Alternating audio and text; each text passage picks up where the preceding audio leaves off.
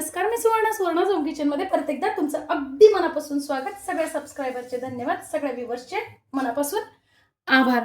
मी आज तुम्हाला खूप छान अशी रेसिपी दाखवणार आहे, ती म्हणजे पोह्यांचा चिवडा.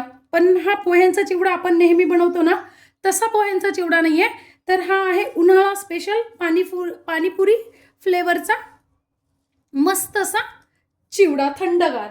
तर बघा, आपल्याला उन्हाळ्यात खूप छान अशी थंड थंड पाणीपुरी खायला आवडते. पाणीपुरी सगळ्यांनाच आवडते, त्यामुळे हा चिवडा पण तितकाच सुंदर तयार होतो. त्यासाठी मी ते पातळ पोहे घेतलेले आहेत, ते 1 किलो घेतलेले आहेत.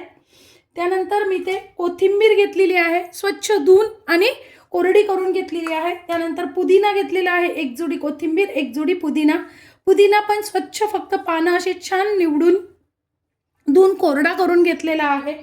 त्यानंतर मी इथे बटाट्याचा किस घेतलेला आहे, वाळवणातला.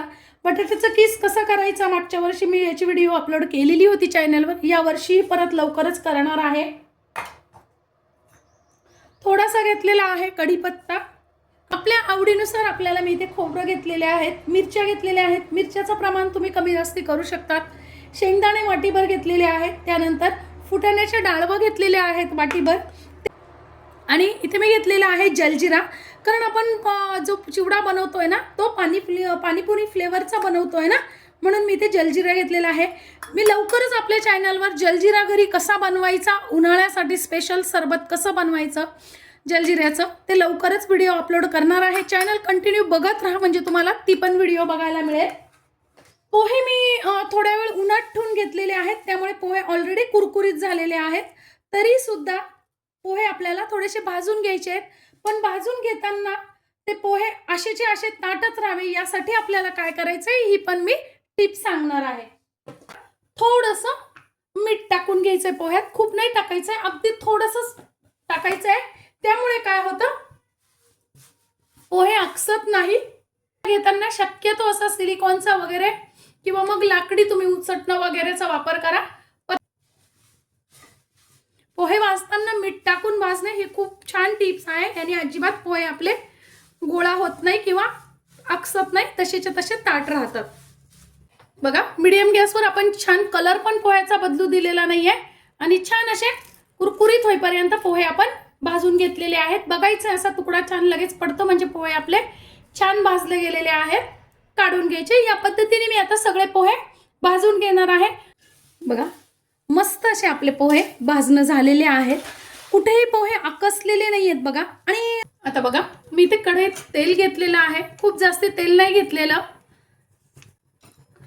सगळ्यात पहिल्यांदा आपल्याला खोबरं तळून घ्यायचं आहे, कारण खोबरं तळायला तेल कमी तापलेलं असावं, म्हणजे मग खोबरं जळत नाही आणि खोबरं तळायला वेळ पण लागत नाही.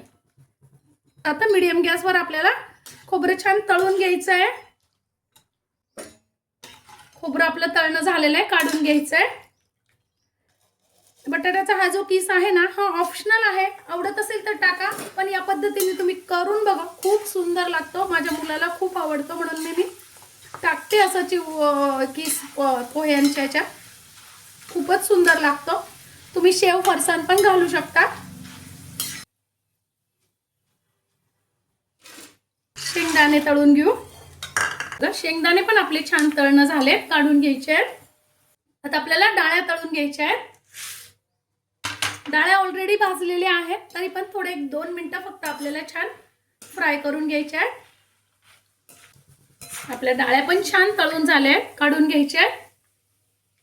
आता आपल्याला मिरच्या तळून घ्यायच्या आहेत.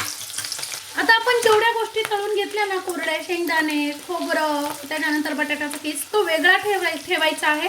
आणि आपण ज्या ह्या गोष्टी तळून घेणार आहोत ना, आता या वेगळ्या ठेवायच्या आहेत. जसं की मिरच्या, पुदिना, त्यानंतर कोथिंबीर आणि कढीपत्ता, हे आपल्याला वेगळ्या ठेवायच्या आहेत.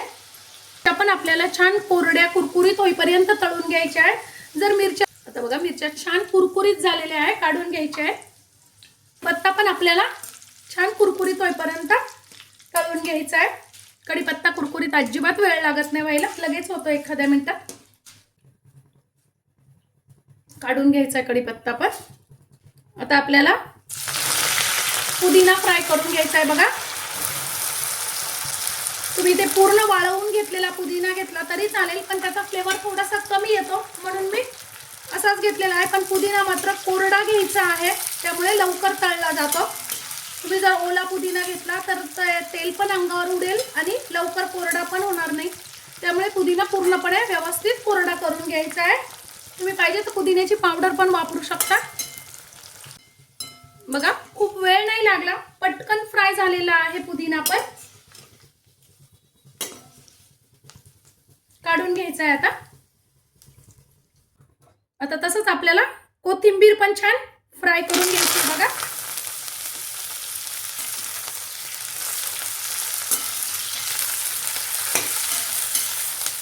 आपली कोथिंबीर पण आता छान फ्राय झालेली आहे आणि बघा तेल पूर्ण तिने सोडलेलं आहे, कुरकुरीत झालेली आहे. काढून घ्यायची आहे.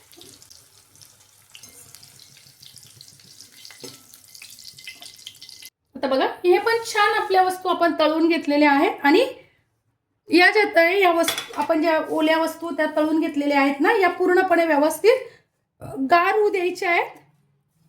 आपल्याला याच्यात एक मसाला तयार करायचा आहे, तर त्यासाठी मी घेतलेले आहे बघा 1 चमचा घेते मीठ आपल्याला आपण जेव्हा पोहे भाजले ना त्यावेळेस पण पोहे भाजताना थोडंसं टाकलेलं आहे.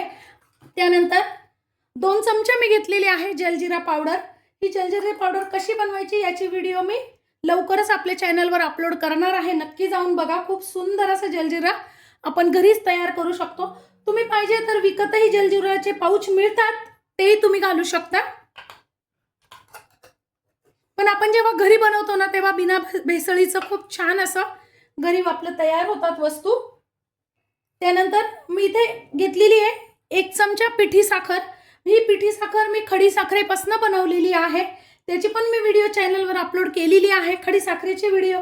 खडी साखरेपासून जेव्हा आपण अशी पिठी साखर बनवतो ना सरबताला, तर ती ज्यांना शुगरचा त्रास असतो त्यांना ती चालते आणि उन्हाळ्यात खडी साखरेपासून बनवलेलीच साखर वापरावी, म्हणजे ती शरीराला थंड असते, कारण त्याच्यावर कुठलीही रासायनिक प्रक्रिया केलेली नसते.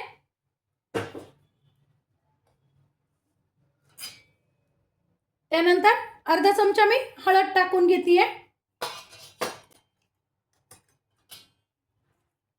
आणि अर्धा चमचा जिऱ्याची पावडर. तुम्ही इथे जिरे पण भाजून घेऊ शकता, मी इथे डायरेक्ट जिऱ्याची पावडरच वापरलेली आहे. आणि आता आपल्याला हे छान मिक्सरला एकत्र मिक्स करून घ्यायचं आहे.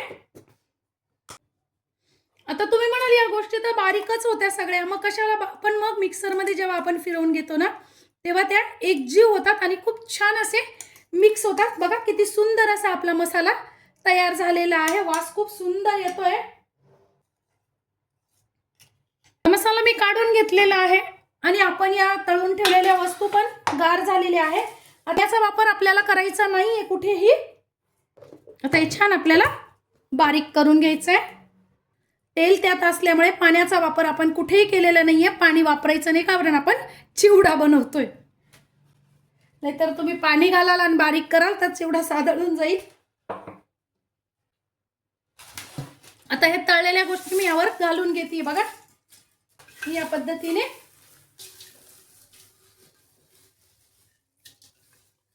तळून ठेवलेलं ताटात थोडंसं तेल होतं ते मी चिवड्याला पुसून घेतलेलं आहे. आणि आता आपण हे बारीक केलेलं यावर घालून घ्यायचं आहे आणि छान मिक्स करून घ्यायचं आहे. बघा हातानेच करायचं आहे, हळूवार करायचं आहे, म्हणजे व्यवस्थित लागलं जातं. वा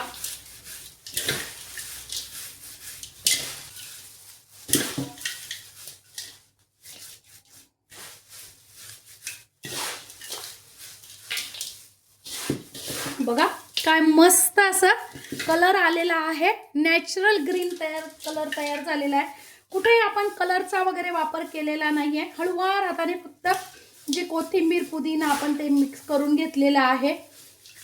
वा मस्त. आता आपण जो मसाला तयार केलेला आहे ना तो पण थोडा थोडा करून घाला, एकदम घालू नका. वा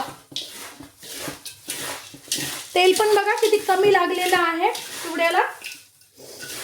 खूप सुंदर वास येतोय मैत्रिणींनो. आता बघा, राहिलेला जो होता तोही मी घालून घेतला आहे. आपण जे घेतलेलं प्रमाण एकदम परफेक्ट आहे, अजिबात जास्ती झालेला नाहीये मसाला. पण बघा काय मस्त ग्रीन कलरचा सुंदर असा आपला चिवडा तयार झालेला आहे. इतका पाणीपुरी सारखाच वास येतोय, एकदम मस्त असा पाणीपुरी फ्लेवरचा. उन्हाळा पुदिना स्पेशल थंडगार आदल्या मधल्या वेळात खाण्यासाठी आपला चिवडा तयार आहे. आजची माझी ही रेसिपी तुम्हाला कशी वाटली कमेंट्समध्ये नक्की सांगा. चॅनलवर नवीन असाल तर चॅनलला लाईक, सबस्क्राईब आणि शेअर करा आणि असा चिवडा करून बघा.